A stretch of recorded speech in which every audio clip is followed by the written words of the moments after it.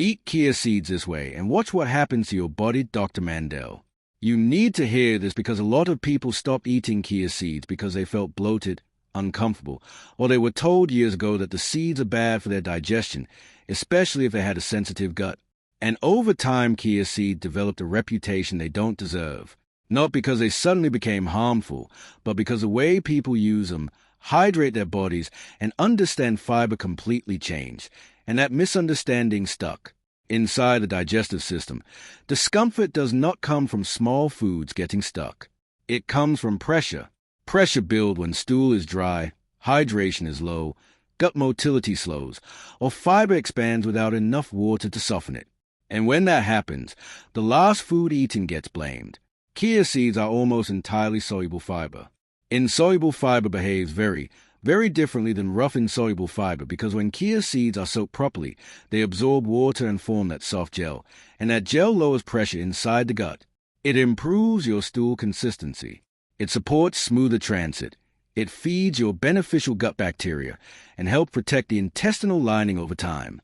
This is especially so important for people with sensitive digestional conditions involving increased pressure in the gut where hard stools and straining are far more irritating than properly hydrated fiber. Even in people with conditions like diverticulosis or a history of flare-ups, properly soaked chia seeds are generally well tolerated because they are soft. They soften the stool.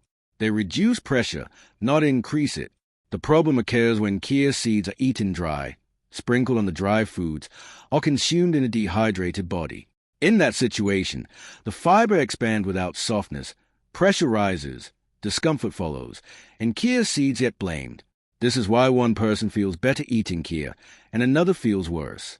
Not because the seed is good or bad, but because hydration, preparation, and gut movement determines how fiber behaves once it enters the body. Years ago, people were broadly warned to avoid seeds if they had gut issues.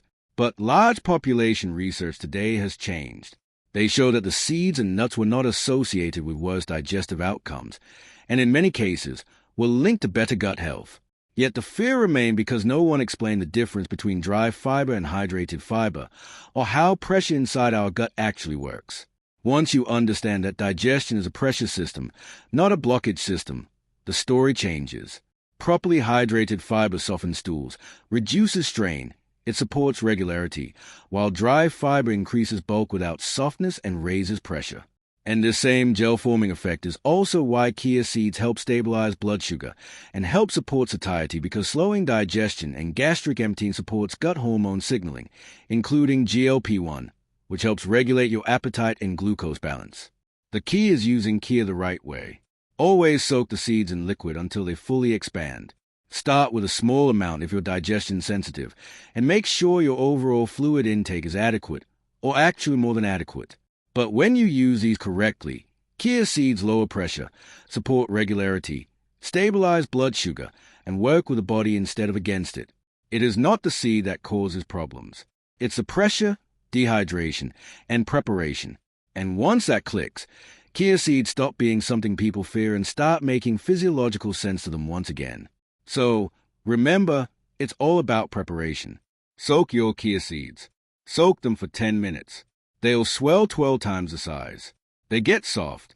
And did you know that those chia seeds, that soluble fiber latches on the bad cholesterol, helps to get rid of the body, lowering cholesterol?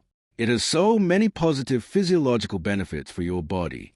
And if you're believing that they are bad for you, you need to listen to this video once again. I hope you share this video with your friends and family. Share it with someone who has digestive issues. Let them do their research because it will definitely help them. Please leave your comments below. And most important, make it a great day. I'm Alan Mandell.